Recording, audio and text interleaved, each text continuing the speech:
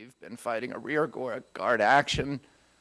Over the past 8 years, we had the finest environmental laws in this country, in the world, in this country, that we passed, 28 major environmental laws that we passed after Earth Day 1970.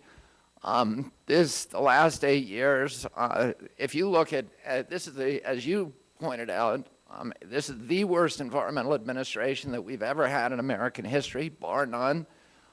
If you look at NRDC's website, you'll see over 400 major environmental rollbacks that have been promoted or implemented by this White House over the past 8 years as part of a deliberate, concerted effort to eviscerate 30 years of environmental law. It's been a stealth attack. The White House has used all kinds of ingenious machinations to conceal this radical agenda from the American people, including Orwellian rhetoric. When they wanted to destroy the forest, they called it the Healthy Forest Act. When they wanted to destroy the air, they called it the Clear Skies Bill. Most insidiously, they put polluters in charge of virtually all the agencies of government that are supposed to be protecting Americans from pollution. The head of the Forest Service, they put in a timber industry lobbyist, Mark Ray, probably the most rapacious in history. As head of public lands, a mining industry lobbyist, Stephen J. Griles, now serving a 10-month jail sentence. But Mr. Griles, for 20 years, has been saying that he believed that public lands are unconstitutional, and they put him in charge of public lands. The head of the Air Division, Mr. Homestead, who's sitting to my left, who's been during virtually all of his career, a attorney for the worst polluters in this country, particularly utility air polluters, as second in command of EPA, a Monsanto lobbyist, as head of Superfund, a woman whose last job was teaching corporate polluters how to evade Superfund. President's chief environmental advisor, Philip Cooney, the head of Council on Environmental Quality, was a lobbyist for the American Petroleum Institute. And in addition to that, these people very cleverly and very ingeniously over the past 5 years because the American public supports these laws, as you know, but they have deviously and ingeniously used riders, used all kinds of alterations in guidance and interpretations, and then backdoor regulatory manipulations in order to do this in order to eviscerate these laws out of sight of the American public. And this final effort that President Bush and his cronies are attempting we're seeing some of the most damaging efforts of all to take down the final safeguards to the environment and public health that have been erected by Congress, and Republican and Democrats in Congress and the White House over the past 30 years. I've filed very detailed testimony about some of the worst of these actions, but I just want to, give you a real-life expression of what's going on. I flew over only a few weeks ago over the Appalachian Mountains, over eastern Kentucky and West Virginia, mainly over the Cumberland Plateau. If the American people could see what I saw on that trip, there would be a revolution in this country. We are literally cutting down the Appalachian Mountains, these historic landscapes where Daniel Boone and Davy Crockett roamed.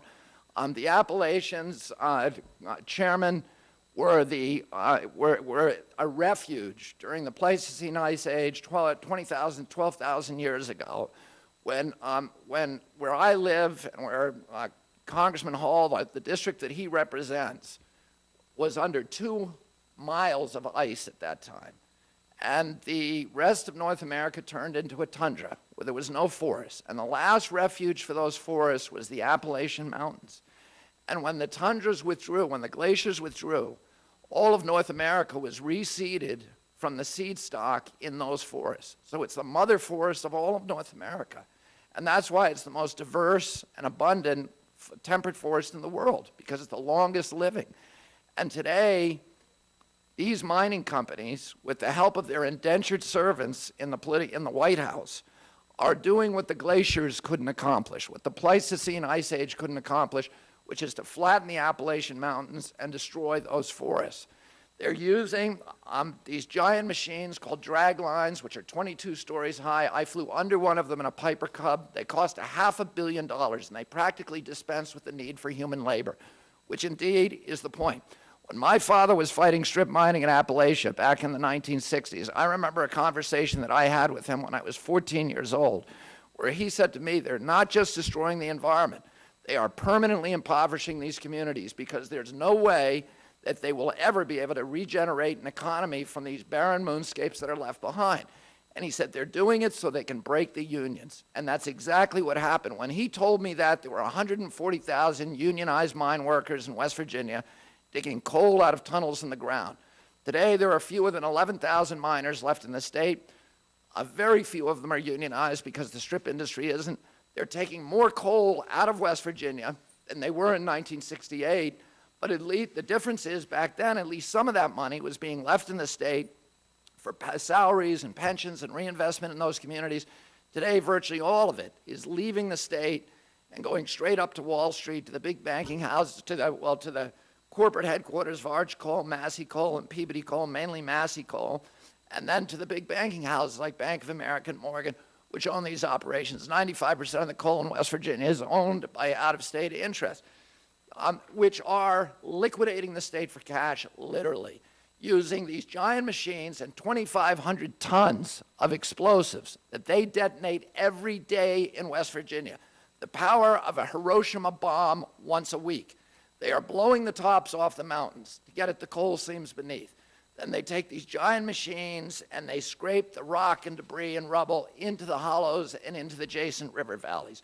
They flatten out the landscapes, they flatten out the valleys. They've already flattened 400,000 acres of the Appalachian Mountains. By the time they get done, within a decade, if this rule goes through and you don't succeed in getting rid of it, they will have flattened 2,200 miles, an area the size of Delaware. According to EPA, they have already buried 1,200 miles of America's rivers and streams, these critical headwater streams that are critical to the hydrology and to the water quality and to the abundance of the wildlife and the forests and the biota of those regions. It's all illegal. You cannot in the United States, under the Clean Water Act, dump rock, debris, and rubble into a waterway without a Clean Water Act permit, and you can never get such a permit. So Kentuckians for the Commonwealth, my good friend Joe Lovett, sued the companies in federal court in front of a conservative Republican federal judge, Judge Charles Hayden. And Judge Hayden, during that hearing, I want to tell you this, he said to the Corps of Engineers colonel, who was there to testify, he said, you know this is illegal. It says so in the Clean Water Act. How did you happen to start writing these permits to allow these companies to break the law and engage in this criminal activity? And he said, quote, the colonel answered him, said, quote, unquote, I don't know, Your Honor, we just kind of oozed into it. And Judge Hayden, at the end of that hearing, said exactly what I just said. It's all illegal. It's been illegal since day one, and he enjoined all mountaintop mining. 2 days from when we got that decision, lobbyists for Peabody Coal and Massey Coal met in the back door of the Interior Department with Gail Norton's first deputy chief, Stephen J. Griles, who was a former lobbyist for those companies, and together they rewrote the interpretation of one word of the Clean Water Act, the definition of the word fill, to change 30 years of statutory interpretation and make it legal as it is today, not just in West Virginia, but in every state in this country, to dump rock, debris, rubble, garbage, any solid material into any waterway of the United States without a Clean Water Act permit. All you need today, according to the administration, is a rubber stamp permit from the Corps of Engineers, which in some districts you can get over the telephone or through the mail.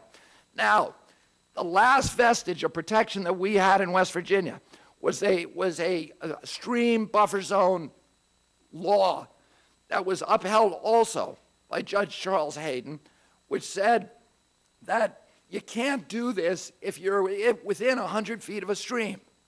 Well, this is the law today that this administration is trying to get rid of before it leaves office, to make it so there's absolutely no way, there's not a single obstacle or impediment for these companies coming and just flattening the entire Appalachian chain. Now, I think I've run out of time for my prepared statement. I wanted to talk about CAFOs because they're even worse, but you have my testimony here, so. And I think you're going to have plenty of time.